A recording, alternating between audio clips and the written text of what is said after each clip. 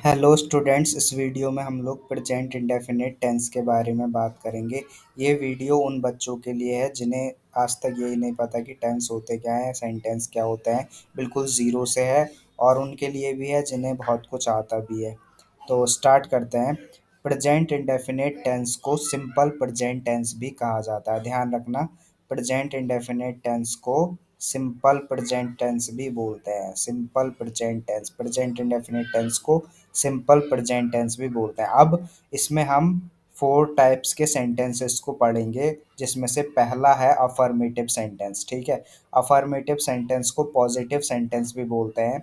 इस वीडियो में हम लोग सिर्फ पॉजिटिव सेंटेंस यानी कि अफर्मेटिव सेंटेंस को कवर करेंगे। आने वाली वीडियो में मैं सभी को, नेगेटिव को, इंट्रोगेटिव को और डब्ल्यू एच क्वेश्चंस को भी कराऊंगा।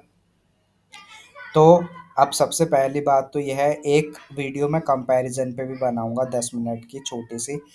लेकिन यहाँ पर भी मैं ज़रा सा बता देता हूँ कि आप लोग कैसे पहचान पाएंगे कि अफर्मेटिव सेंटेंस, नेगेटिव, इंट्रोगेटिव और जो आपके डब्ल्यू एच क्वेश्चन है, कैसे आप उनमें डिफरेंस पता कर पाएंगे, यानी अंतर पता कर पाएंगे। तो देखो, राम स्कूल जाता है, राम स्कूल जाता है, ये अफर्मेटिव सेंटेंस है यानी कि पॉजिटिव सेंटेंस है। अगर मैं नेगेटिव में इसी को बनाता तो ये कैसे बनता, राम स्कूल नहीं जाता है, उसमें नहीं आ जाता क्योंकि वो नेगेटिव होता। और अगर इंट्रोगेटिव होता तो क्या लगता, क्या राम स्कूल जाता है, शुरू में ही क्या आ जाता, तो वो इंट्रोगेटिव होता। और अगर डब्ल्यू एच क्वेश्चन वाले की बात होती तो उसमें बोलता कि राम स्कूल क्यों जाता है, राम स्कूल कहाँ जाता है, तो क्यों, कहाँ, कैसे, ये डब्ल्यू एच क्वेश्चन वाली बात आ जाएगी, क्वेश्चन वर्ड आ जाएंगे, तो वो हो जाएगा आपका डब्ल्यू एच क्वेश्चन वाला। तो आइडेंटिफाई करना आसान है चारों के बीच में। तो इस वीडियो में हम अफर्मेटिव सेंटेंस यानी कि पॉजिटिव सेंटेंस को देख लेते हैं। अब सबसे पहली बात, आपको कैसे पता चलेगा कि जो सेंटेंस है वो प्रेजेंट इंडेफिनिट है। ठीक है, वो प्रेजेंट इंडेफिनिट है। तो उसके लिए आपको पहचान याद रखनी होगी। पहचान क्या है, कैसे पहचानोगे? हिंदी वाक्यों के अंत में, मेरा कर्सर देखो, हिंदी वाक्यों के अंत में ता है, ती है, ते है आदि शब्द आते हैं तो वो प्रेजेंट इंडेफिनिट टेंस होता है। ठीक है, हिंदी वाक्यों के अंत में ता है, ती है, ते है आदि शब्द आए तो वो प्रेजेंट इंडेफिनिट का टेंस होगा। ठीक है, अब यहाँ पर देखो, ये सेंटेंस देखो, राम स्कूल जाता है, ता है तो ये प्रेजेंट इंडेफिनिट हो गया। हम स्कूल जाते हैं, ते है आ गया तो ये भी प्रेजेंट इंडेफिनिट है। ती है देखो, वह पिज्ज़ा खाती है, मैं पिज्ज़ा खाता हूँ, वह क्रिकेट खेलती है, हम क्रिकेट खेलते हैं, विनीता आम खाती है।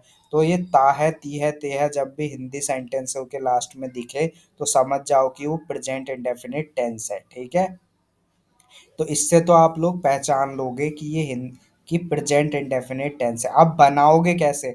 आपको अगर हिंदी में ये दे दिया गया, राम स्कूल जाता है, तो आप कैसे बनाओगे? इसके लिए एक फॉर्मूला होता है और वो फॉर्मूला ये रहा, सब्जेक्ट, उसके बाद वर्ब की फर्स्ट फॉर्म आएगी, वर्ब की फर्स्ट फॉर्म में आप एस या ई एस का यूज़ करेंगे और फिर ऑब्जेक्ट आ जाएगा। ठीक है, फिर से देखो फॉर्मूला क्या है, बिना फॉर्मूले के नहीं बनेगा। ठीक है, सब्जेक्ट, फिर वर्ब की फर्स्ट फॉर्म के साथ एस ई एस का यूज़ करोगे और फिर ऑब्जेक्ट आ जाएगा। ये एक फॉर्मूला है, इसकी मदद से ही तुम ये सेंटेंसों को बना सकते हो, वरना बना ही नहीं सकते। अब इसकी मदद से तो तुम बनाओगे, फॉर्मूले की मदद से, और इससे तुम पहचानोगे ता है, ती है, ते है से कि वो प्रेजेंट इंडेफिनिट है। ठीक है, अब आगे भी कई रूल हैं। रूल क्या है वो मैं अभी आता हूँ। सबसे पहले यहाँ देखो, सब्जेक्ट। अब मैंने ये तो बता दिया फॉर्मूला की, सब्जेक्ट के बाद वर्ब की फर्स्ट फॉर्म के साथ एस ई एस लगाओगे, फिर ऑब्जेक्ट पता भी तो होना चाहिए सब्जेक्ट क्या होता है। तो देखो, आई, ये है subject, I we you, I we you, they, he, she, it और नेम, ये सभी आपके सब्जेक्ट है। क्या? I we you, they, he, she, it और नेम, नेम, ये आपके सारे सब्जेक्ट हो गए। अब देखो यहाँ पे मैंने लिखा है नेम के आगे नाउन लिखा है, तो नेम आपका नाउन होता है और बाकी ये सभी जो है, I we you, they, he, she, it, ये आपके प्रोनाउन है। ये टोटल सारा का सारा है तो सब्जेक्ट ही, लेकिन मैं आपको बता देता हूँ कि I we you, they, he, she, it तक, इट तक ये आपके प्रोनाउन भी होते हैं, यही प्रोनाउन है, यही सब्जेक्ट भी है। और नेम आपका नाउन होता है लेकिन वो यहाँ पे सब्जेक्ट भी है। ठीक है, क्योंकि आप लोगों ने नाउन की डेफिनेशन में पढ़ा होगा कि नाउन नेम होता है, और प्रोनाउन की डेफिनेशन जो कि आसान होती है इससे भी, क्या होती है, प्रोनाउन ऐसे शब्द होते हैं, ऐसे वर्ड होते हैं जो नाउन के प्लेस पर यूज होते हैं, नाउन की जगह पर यूज होते हैं, ठीक है। सब्जेक्ट पहचान लिया, अब वर्ब कैसे पहचानोगे, देखो वर्ब इक्वल मैंने लिखा है ना, यानी क्या मतलब हुआ इसका, खेलना, लास्ट में ना आ गया वर्ब है, कूदना, ना आ गया लास्ट में वर्ब है, जाना, ना आ गया लास्ट में वर्ब है, खाना, लास्ट में ना आ गया वर्ब हो गया, भागना, ना है लास्ट में वर्ब है, ठीक है। इसी तरीके से जब भी लास्ट में ना मिलेगा ना तो वो एक वर्ब होगी, समझ गए। वर्ब भी पहचान ली। ऑब्जेक्ट जो बच जाएगा तुम्हारा वर्ब के बाद, वो तुम्हारा ऑब्जेक्ट होगा सिंपली, जहां पर जो एक्शन जहां की तरफ इशारा कर रहा होगा वो, ठीक है। तो ये आसान है। अब देखो, तो यहाँ पर आते हैं और बना, अब ये थोड़ा और बता देता हूँ चलो रूल्स को, फिर हम यहीं पर आएंगे और मैं सब बताते हुए पूरा इसको कंक्लूड कर लूंगा। देखो, अब यहाँ एक रूल, कुछ रूल्स और है। यहाँ पे लिखा है फोर वर्ब्स एंडिंग इन, देखो कोई भी वर्ब, अगर कोई भी वर्ब अगर डबल एस से एंड होगी, एक्स से एंड हो, एस एच से एंड हो, सी एच से एंड हो, और ओ से एंड हो, ओ से, तो आप ई एस लगाएंगे वर्ब की फर्स्ट फॉर्म में, ठीक है। और अगर वाई से एंड हो और उससे पहले कॉन्सोनेंट हो, तो आप वाई को आई में चेंज करके फिर ई एस लगाएंगे। कॉन्सोनेंट क्या होते हैं, वॉबिल को छोड़कर जितने भी बच गए वो कॉन्सोनेंट होते हैं। टोटल 26 लेटर्स होते हैं इंग्लिश में। वॉवेल क्या होते हैं, वॉवेल होता है A E I O U, A E I O U, यानी वॉवेल को छोड़कर अब जितने भी 21 लेटर्स बच गए इंग्लिश के, वो सभी कॉन्सोनेंट है। तो वाई से पहले अगर कॉन्सोनेंट होगा, अगर वाई से कोई वर्ड एंड हो रहा होगा, अभी मैं पूरा एक्सप्लेन करूंगा, थोड़ा सा समझ लो। वाई से कोई एंड हो रहा होगा, उससे पहले कॉन्सोनेंट होगा, तो आपको वाई को आई में कन्वर्ट करके ई एस लगाना है। अगर वाई से पहले वॉबल होगा, वाई से एंड हो रहा है कोई वर्ड, उससे पहले वॉबल होगा, तो सिंपली आपको फिर एस लगाना है, वाई को हटाना भी नहीं है, वाई के लास्ट में एस लगाना है। और यहाँ पर जो वर्ब यूज होगी वो एक्शन वर्ब होगी, जिसको आप मेन वर्ब भी बोलते हैं। यहाँ कोई हेल्पिंग वर्ब यानी ऑक्सिलरी वर्ब यूज नहीं हो रही है अफर्मेटिव सेंटेंस में, ठीक है। एक्शन वर्ब यूज हो रही है, जिसको मेन वर्ब भी बोला जाता है। तो शुरू करते हैं। राम स्कूल जाता है, ठीक है, प्रेजेंट इंडेफिनिट का टेंस है, कैसे पता चला, क्योंकि लास्ट में ता है। अब बनाएंगे कैसे, ये रहा फॉर्मूला। फॉर्मूला कहता है पहले सब्जेक्ट आएगा, और यहाँ पे सब्जेक्ट कौन है, नाम, राम, राम यानी नेम, देखो मैंने लिखा है subject I we you they he she it, या नेम आपका नाम वो होता है, मतलब सब्जेक्ट होता है। तो सब फॉर्मूले के अकॉर्डिंग सब्जेक्ट आएगा, तो राम पहले आ गया, नाम है ना, राम। उसके बाद वर्ब की फर्स्ट फॉर्म, वर्ब कैसे पहचानोगे, ना आएगा लास्ट में, देखो राम स्कूल जाता है, जाना, कहीं भी जाना, जाना ना एक वर्ब है, और जाने की इंग्लिश क्या होती है, गो, तो यहाँ पर गो आ गया। फॉर्मूले के अकॉर्डिंग बना रहा हूँ मैं, सब्जेक्ट आ गया राम, वर्ब की फर्स्ट फॉर्म आएगी यानी कि गो आ गई, ठीक है। अब ई एस क्यों लगाया है, ई एस इसलिए लगाया है क्योंकि यहाँ देखो, ही शी इट नेम के साथ वर्ब की फर्स्ट फॉर्म में एस ई एस का यूज करते हैं। लेकिन अगर ध्यान से देखो, अगर आई वी यू दे होता, अगर यहाँ पे राम की जगह पर आई वी यू दे में से कुछ भी होता, वो अभी डिस्कस करेंगे नीचे, तो फिर मैं वर्ब की फर्स्ट फॉर्म में एस ई एस नहीं लगाता। लिखा है सिंपल सेंटेंस बनता है। सिंपल सेंटेंस बनने का मतलब ही यही है कि जब आई वी यू दे होगा सेंटेंस में, तो आपको वर्ब की फर्स्ट फॉर्म में एस ई एस नहीं लगाना है। कब लगाना है, जब ही शीट और नेम होगा, ही शीट और नेम के साथ में ही वर्ब की फर्स्ट फॉर्म में एस ई एस का यूज करोगे, अदरवाइज नहीं करोगे, ठीक है। तो राम एक नाम है, सब्जेक्ट आ गया, वर्ब की फर्स्ट फॉर्म गो आ गई, जाना, और ई एस लगाया है क्योंकि देखो, एस लगाना है या ई एस लगाना है, कंफ्यूज हो गए, तो मैंने अभी बता दिया कि जो ओ से एंड होगी जो वर्ब, ये गो, जियो गो, गो ओ से एंड हो रही है, तो इसीलिए ई एस लगाएंगे, ये ग्रामर का रूल है। ओ से एंड हो रही थी वर्ब, इसलिए ई एस लगाया। अब सब्जेक्ट भी हो गया, वर्ब की फर्स्ट फॉर्म भी हो गई, अब ऑब्जेक्ट जो बच गया वो ऑब्जेक्ट है। तो राम कहाँ जाता है, स्कूल जाता है, Ram goes to school, Ram goes to school, तो यहाँ पे टू क्यों लगाया है, देखो स्कूल से पहले टू का यूज़ किया गया है। कहीं भी जाने से पहले ना, कहीं भी जब जाओगे आप तो उससे पहले प्रेपोजिशन टू का यूज़ होता है। टू एक प्रेपोजिशन है, उसको यूज़ करते हैं, ठीक है। देखो यहाँ पे लिखा है डायरेक्शन और मूवमेंट के लिए टू का यूज़ होगा। तो कहीं जा रहे हो, दिल्ली जा रहे हो तो टू दिल्ली लिखोगे, कानपुर जा रहे हो तो टू कानपुर लिखोगे, ठीक है। जैसे राम कानपुर जाता है होता, तो राम गोज़ टू कानपुर होता। तो इसी तरीके से जब भी आप कहीं जा रहे होगे, जैसे स्कूल जा रहा है, टेम्पल जा रहा है, ठीक है, तो टू लगाएंगे। क्या लगाओगे, टू। तो राम गोज़ टू स्कूल, ये समझ में आ गया होगा। अगले पे आते हैं, हम स्कूल जाते हैं। हम की इंग्लिश होती है वी, हम की इंग्लिश क्या होती है, वी। हम स्कूल जाते हैं, हम आ गया, हम की जगह पर वी आएगा। क्यों आएगा, क्योंकि देखो subject, I we you they she it, ये सब्जेक्ट है, तो वी क्या है, एक सब्जेक्ट है। फॉर्मूले के अकॉर्डिंग सब्जेक्ट पहले आएगा, तो वी आ गया, हम। वी की जगह, हम की जगह वी आ गया। फिर आएगा वर्ब की फर्स्ट फॉर्म। वर्ब क्या है, जाना, गो। तो गो आ गया। यहाँ गोज इसलिए नहीं लिखा है, यस क्यों नहीं लगाया, देखो यहाँ पे आई वी यू दे के साथ सिंपल सेंटेंस बनता है। मतलब क्या है कि आई वी यू दे जब होगा सेंटेंस में, तो वर्ब की फर्स्ट फॉर्म में एस ई एस नहीं लगेगी, वो सिंपल ऐसे ही बनेगा। तो वी गो, अब ऑब्जेक्ट आ जाएगा, सब्जेक्ट भी आ गया, वर्ब की फर्स्ट फॉर्म भी आ गई, ऑब्जेक्ट। टू स्कूल, कहाँ जाते हैं, स्कूल। तो हम स्कूल जाते हैं, we go to school. School, we go school नहीं आएगा, ठीक है। स्कूल से पहले टू ज़रूर लगेगा, क्योंकि कहीं जाने से पहले टू का यूज़ करेंगे प्रेपोजिशन का, ठीक है। डायरेक्शन और मूवमेंट के लिए टू का यूज। आगे देखो, वह पिज्ज़ा खाती है, शी ईट्स पिज्ज़ा। कैसे बना, वह की इंग्लिश होती है लड़की के लिए शी और लड़के के लिए ही, ध्यान रखना। वह की इंग्लिश लड़की के लिए शी और लड़के के लिए ही होती है। और देखो I we you they he she it, ये सभी आपका सब्जेक्ट है, और फॉर्मूले के अकॉर्डिंग सब्जेक्ट पहले आएगा, तो शी आ गया। अब वह पिज़्ज़ा खाती है, वर्ब कैसे पहचानोगे, खाना, खाने की इंग्लिश होती है ईट, लास्ट में ना आ रहा है तो सब्जेक्ट के बाद वर्ब की फर्स्ट फॉर्म आएगी ईट। ईट यानी खाना, ना आ रहा है लास्ट में तो वर्ब आ गया ईट। एस लगाया है, एस क्यों लगाया है, क्योंकि देखो ही शी इट नेम के साथ वर्ब की फर्स्ट फॉर्म में एस ई एस लगाते हैं।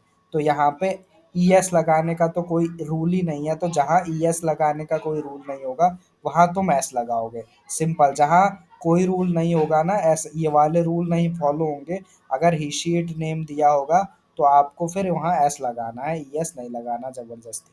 तो शी ईट्स पिज़्ज़ा, तो यहाँ पर सिंपल सा था, सब्जेक्ट आ गया, वर्ब आ गया, ईट यानी खाना, और उसके बाद पिज़्ज़ा क्या खाती है, पिज़्ज़ा खाते हैं, शी ईट्स पिज़्ज़ा। जो बच गया वही ऑब्जेक्ट है। ऑब्जेक्ट को पहचानने का एक और तरीका भी है, एक्शन जिसकी तरफ इशारा कर रहा हो, खाने की तरफ, खाना किसकी तरफ इशारा कर रहा होगा, पिज़्ज़ा की तरफ, तो पिज़्ज़ा, शी ईट्स पिज़्ज़ा। और जैसे जो बच गया वही आपका ऑब्जेक्ट है, तो ऐसे भी पहचान लो। तो वह पिज़्ज़ा खाती है, शी ईट्स पिज़्ज़ा। अब देखो, मैं पिज़्ज़ा खाता हूँ, मैं की इंग्लिश होती है आई, और आई आपका है सब्जेक्ट, सब्जेक्ट पहले आएगा फॉर्मूले के अकॉर्डिंग, आई आपका सब्जेक्ट है, तो आई मैं की इंग्लिश हो गई आई। मैं पिज़्ज़ा खाता हूँ, तो खाना यानी वर्ब की सब्जेक्ट के बाद क्या आएगा फॉर्मूले के अकॉर्डिंग, वर्ब की फर्स्ट फॉर्म। वर्ब क्या है आपका ईट, खाना, तो ईट हो गया, और पिज़्ज़ा, पिज़्ज़ा आपका ऑब्जेक्ट, आई ईट पिज़्ज़ा।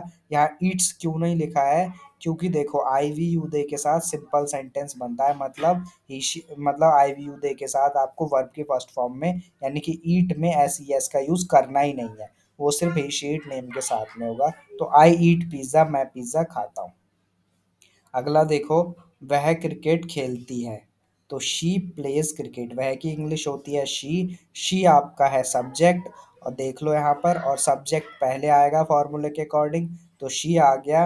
अब खेलना, ना एक वर्ब है, लास्ट में ना आ रहा है, खेलना, तो वर्ब को पहचानने का तरीका यही है, वर्ब प्ले होती है खेलने की इंग्लिश, तो प्लेज आएगी, क्यों, क्योंकि ही शीट नेम के साथ में वर्ब की फर्स्ट फॉर्म में एस ई एस का यूज़ करते हैं, तो यहाँ पर एस लगाओगे। अब वाई का भी रूल था, देखो शी प्लेज क्रिकेट, ऑब्जेक्ट क्या है, क्रिकेट, देखो प्लेज एस लगाया, क्यों लगाया, देखो वाई से पहले, ये प्ले में वाई से पहले देखो ये एक वॉबल है, मैंने बताया ए E I O you vowel होता है, A E I O you vowel होता है, और अगर वाई से पहले वॉबल होगा तो आपको वाई को हटाना नहीं है, सीधे एस जोड़ देना है, ये रूल है, ये रूल है ग्रामर का, ठीक है, सीधे एस लगाओगे। लेकिन अगर वाई से पहले कॉन्सोनेंट होता, यानी ए ई आई ओ यू के अलावा कोई और होता, तो आप यहाँ पर वाई की जगह पर आई करते, वाई को आई करके ई एस लगाते, ठीक है, ध्यान रखना। तो शी प्लेज क्रिकेट, वह क्रिकेट खेलती है, वह की इंग्लिश शी हो गई, शी एक सब्जेक्ट है, और खेलना फिर वर्ब की फर्स्ट फॉर्म, खेलना ना वर्ब हो गई, तो प्लेज आ गया, और क्रिकेट तो गेम का नाम आ गया, ऑब्जेक्ट जो वो खेलती है, जिसकी तरफ एक्शन इशारा कर रहा है, जिसकी तरफ वर्ब आपका इशारा कर रहा है क्रिकेट, और जो बच गया वो आपका ऑब्जेक्ट है। तो शी प्लेज क्रिकेट, ठीक है। अगला देखो, हम क्रिकेट खेलते हैं, हम की इंग्लिश हो गई वी, और वी आपका सब्जेक्ट है, फॉर्मूले के अकॉर्डिंग सब्जेक्ट पहले आएगा, उसके बाद प्ले, ठीक है, वी प्ले करके, खेलना वर्ब की फर्स्ट फॉर्म, सब्जेक्ट के बाद फॉर्मूले के अकॉर्डिंग वर्ब की फर्स्ट फॉर्म आएगी। वर्ब क्या है आपका, प्ले है, तो प्ले मतलब खेलना, ठीक है। उसमें एस ई एस इसलिए नहीं लगाया क्योंकि आई वी यू दे के साथ सिंपल सेंटेंस बनता है, एस ई एस का यूज यहाँ आप नहीं करेंगे वर्ब की फर्स्ट फॉर्म में। और उसके बाद ऑब्जेक्ट यानी क्रिकेट, जो वो खेलते हैं, वी प्ले क्रिकेट, हम क्रिकेट खेलते हैं। अब अगला देखो, विनीता आम खाती है, विनीता किसी का नाम है, नाम आपका सब्जेक्ट होता है, फॉर्मूले के अकॉर्डिंग सब्जेक्ट नेम देखो, सब्जेक्ट है, यहाँ पर देखो नेम सब्जेक्ट है, और सब्जेक्ट फॉर्मूले के अकॉर्डिंग पहले आएगा। विनीता आम खाती है, ईट्स मैंगो, ईट मतलब खाना यानी वर्ब हो गई, और एस इसलिए लगाया क्योंकि ही शीट नेम के साथ में एस ई एस का यूज करोगे, तो ई एस लगाने का तो इसके साथ कोई रूल है नहीं, ईट टी वगैरह के साथ, तो सिंपल जहाँ कोई रूल नहीं है वहाँ ही शीट नेम के साथ में आप ऐसे ही लगाओगे, और मैंगो जो वो खाती है, ठीक है, एक्शन जिसकी तरफ इशारा कर रहा है, वर्ब जिसकी तरफ इशारा कर रही है, तो विनीता ईट्स मैंगो, विनीता आम खाती है।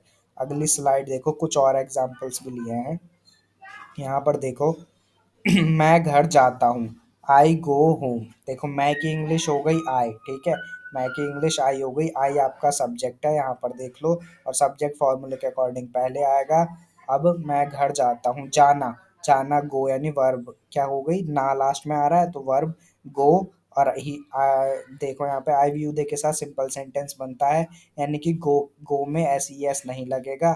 अब देखो मैंने अभी अभी तुम लोगों को बताया कि डायरेक्शन और मूवमेंट के लिए टू आएगा, तो इस हिसाब से तो यहाँ पर बनना चाहिए था आई गो टू होम, लेकिन ये गलत है ग्रामेटिकली, क्यों, क्योंकि ये एक एक्सेप्शन है, यहाँ पर अपवाद है। अपवाद क्या है कि आपको होम से पहले टू का यूज नहीं करना है, इसका रीजन भी है, रीजन एक ये है कि यहाँ पर ये एडवर्ब का काम कर रहा है, ठीक है, एडवर्ब ऑफ प्लेस का काम कर रहा है, नाउन का काम नहीं कर रहा, इसीलिए यहाँ पर होम से पहले टू नहीं लगाया। और अगर आप इतना ध्यान नहीं रखना चाहते हो ना कि एडवर्ब ऑफ प्लेस ये फलाना क्या होता है, तो आप सीधे सीधे समझ लो कि होम एक एक्सेप्शन है इस केस में। मैं घर जाता हूँ, अभी अभी ट्विस्ट देखना आगे वाले सेंटेंस में, आई गो टू होम होगा नहीं, वो गलत है, ठीक है, एक्सेप्शन याद रख लो इसको बस, मैं घर जाता हूँ, आई गो होम। अब देखो, मैं उसके घर जाता हूँ, तो आप यहाँ पर टू लगाओगे, ठीक है, यहाँ टू लगेगा, आई go to his home, I गो, अब यहाँ होम नाउन का काम कर रहा है, इसीलिए आप यहाँ पर टू का यूज करोगे। देखो मैं घर जाता हूँ, मैं की इंग्लिश हो गई आई, आई एक सब्जेक्ट है, फॉर्मूले के अकॉर्डिंग सब्जेक्ट पहले आएगा, वर्ब जाना, वर्ब की फर्स्ट फॉर्म आ गई गो, और गो के साथ ई एस नहीं लगाओगे क्योंकि आई वी यू दे के साथ सिंपल सेंटेंस बनेगा, यानी वर्ब की फर्स्ट फॉर्म में, यानी गो में एस ई एस का यूज नहीं होगा, तो आई गो हो गया।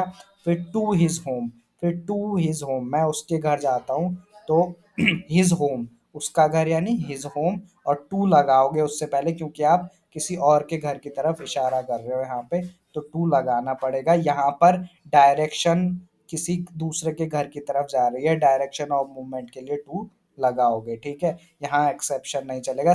एक्सेप्शन सिर्फ आपको इस केस में ध्यान रखना है, मैं घर जाता हूँ, I go home, I go to home नहीं होगा बस इस केस में, बाकी टू यूज करना ही है हर जगह, ठीक है, बस एक ये याद रख लो, इसको क्रैम कर लो, रट्टा मार लो इस पे। आगे ध्यान रखो, मैं अपने घर जाता हूँ, तो I go to my home, ठीक है, यहाँ पर होम अब नाउन का ही काम कर रहा है, एडवर्ब ऑफ प्लेस का काम नहीं कर रहा, तो मैं की इंग्लिश हो गई आई, सब्जेक्ट के लिए पहले आई आ गया, आई एक सब्जेक्ट है आपका, यहाँ देख लो, और फिर गो यानी जाने की गो हो गई है, ठीक है, और ई एस नहीं लगाओगे, आई वी दे के साथ सिंपल सेंटेंस बनेगा, यानी वर्ब के फर्स्ट फॉर्म में, गो में एस ई एस यूज नहीं करेंगे। टू माई होम, तो I go to my home, to लगेगा पहले डायरेक्शन ऑफ मूवमेंट के लिए, फिर माई होम यानी अपने घर जाता हूँ, ठीक है।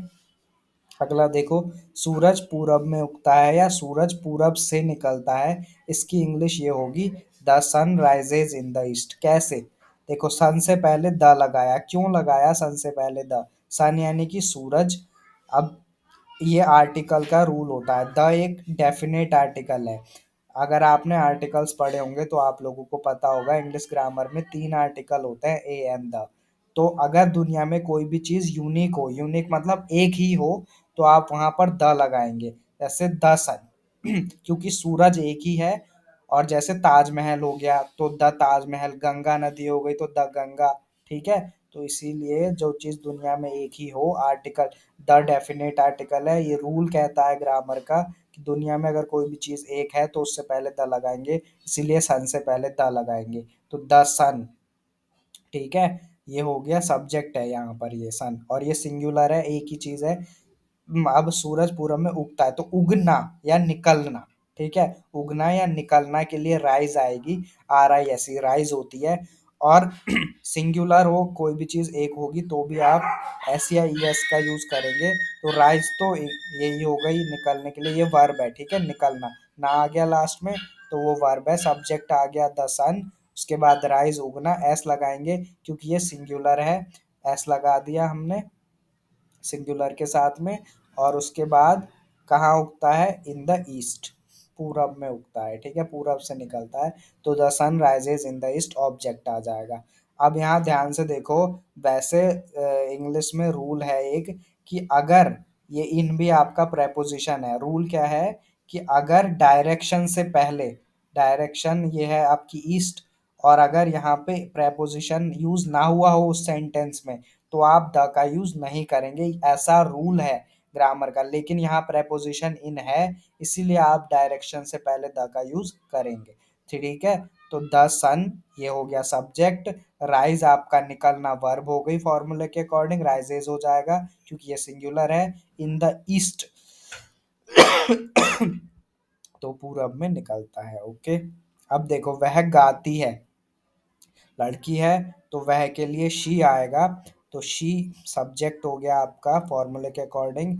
अब गाना यानी वह गाती है, मैंने सिर्फ गाती है लिखा है, तो गाने के लिए क्या होती है? सिंग होती है, सिंगिंग करना बोलते हैं ना, सिंगिंग। और गाना सॉन्ग्स होता है, ठीक है, ध्यान रखना, गाने यानी सॉन्ग्स और गाने को गाना यानी सिंग। तो सी सिंग्स, ठीक है। ऑब्जेक्ट यहाँ पर कुछ है नहीं, तो वह के लिए शी आ गई, सी सब्जेक्ट हो गया। वर्ब की फर्स्ट फॉर्म, वर्ब आपका है सिंग, एस इसलिए लगाया है क्योंकि ही शी इट तथा नेम के साथ में वर्ब की फर्स्ट फॉर्म में एस ई एस यूज करते हैं, तो एस लगाया है। ई एस यूज करने का ऐसा कोई रूल इसके जी के साथ में है नहीं, तो सिंपल एस लगाएंगे जहाँ कोई रूल नहीं है। तो शी सिंग्स, वह गाती है। हम खेलते हैं, हम की इंग्लिश हो गई वी है आपका सब्जेक्ट, फॉर्मूले के अकॉर्डिंग सब्जेक्ट पहले आ गया। खेलने की हो गई प्ले, खेलना आपका वर्ब है, ना आ गया लास्ट में। तो जैसे यहाँ पे गाना, गाना सिंग यानी गाना वर्ब था, वैसे ही ना आ रहा है लास्ट में, खेलना, तो खेलने की प्ले हो गई, ठीक है। तो वी प्ले। अब आई वी यू दे के साथ सिंपल वर्ब की फर्स्ट फॉर्म में एस ई एस नहीं लगाते, तो वी प्ले, हम खेलते हैं। ऑब्जेक्ट यहाँ कुछ है नहीं, ठीक है, क्या खेलते हैं इसकी तरफ इशारा नहीं हो रहा है, तो इतना ही ठीक है। मैं अस्पताल जाता हूँ, देखो यहाँ पर मैं की इंग्लिश हो गई आई, आई आपका सब्जेक्ट है फॉर्मूले के अकॉर्डिंग। और जाना उसके बाद वर्ब क्या है? वर्ब है आपका गो, आई के साथ गो आ जाएगा उसके बाद, ठीक है, क्योंकि वर्ब की फर्स्ट फॉर्म गो, जाने के लिए गो लगेगी। और आई वी यू दे के साथ आपको एस ई एस नहीं लगाना है वर्ब की फर्स्ट फॉर्म में। अब कहाँ जाता है? अस्पताल जाता है, तो टू द हॉस्पिटल। अब हॉस्पिटल के पहले द इसलिए लगाया है क्योंकि अमेरिकन इंग्लिश में हॉस्पिटल के पहले द लगाते हैं, लेकिन ब्रिटिश इंग्लिश में हॉस्पिटल के पहले द नहीं लगाते। आई गो टू हॉस्पिटल सीधे सीधे ब्रिटिश इंग्लिश में बोल देते हैं, लेकिन यहाँ पर अमेरिकन इंग्लिश में आपको आई गो टू द हॉस्पिटल वो इसी तरीके से बोला जाएगा। और मैक्सिमम बच्चे आई गो टू द हॉस्पिटल ही बोलते हैं। तो ग्रामेटिकली ये वैसे दोनों ही सही हैं, अब डिपेंड करता है कि अमेरिकन इंग्लिश है या वहाँ पर ब्रिटिश इंग्लिश है। तो मैं अस्पताल जाता हूँ, I go to the hospital. वैसे द का मतलब होता क्या है? देखो, द हॉस्पिटल का मतलब है कि वो किसी पर्टिकुलर अस्पताल में जा रहा है, और अगर द आप नहीं लगाओगे तो मतलब किसी भी रैंडम हॉस्पिटल में जा रहा है, ऐसे ही किसी भी हॉस्पिटल में जा रहा है। द लगाने का मतलब जैसे सपोज करो आपका मरीज किसी हॉस्पिटल में है, तो आप उसी हॉस्पिटल में तो जाओगे जहाँ आपका मरीज है, तो आप किसी विशेष अस्पताल में जाओगे जहाँ आपका मरीज है। लेकिन अगर मैं सीधे हॉस्पिटल बोलूँ, तो मतलब आप किसी भी रैंडम हॉस्पिटल में जाओगे, इसका मतलब ये है। तो आप चाहो, वैसे मैं रिकमेंड करूंगा कि आप द लगाएं। ठीक है, आई गो टू द हॉस्पिटल, मैं अस्पताल जाता हूँ।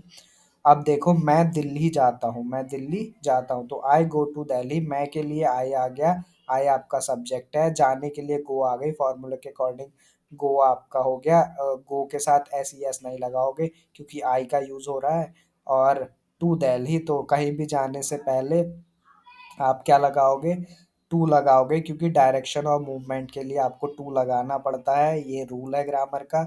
और दिल्ली में डी कैपिटल बना है। डी कैपिटल इसलिए बना है क्योंकि दिल्ली जो है आपका प्रॉपर नाउन है। और प्रॉपर नाउन का ये रूल है कि प्रॉपर नाउन का पहला लेटर हमेशा कैपिटल होता है। ठीक है, हमेशा क्या होता है, कैपिटल होता है। इसीलिए डी यहाँ कैपिटल बनेगा। इंडिया हो गया, या आपका नाम हो गया, ये सभी प्रॉपर नाउन है, तो प्रॉपर नाउन का पहला लेटर हमेशा कैपिटल बनता है। और आई भी हमेशा कैपिटल बनेगा, ये भी ग्रामर का रूल है। आई अगर बीच में भी कहीं यूज हो रहा होगा, तो भी वो आपका कैपिटल ही बनेगा, ये रूल है। मैं दिल्ली जाता हूँ, आई गो टू दिल्ली। ठीक है, तो ये स्लाइड हमारा आज ये कंप्लीट होता है, अफर्मेटिव सेंटेंस, जिसको आप पॉजिटिव सेंटेंस भी बोलते हैं।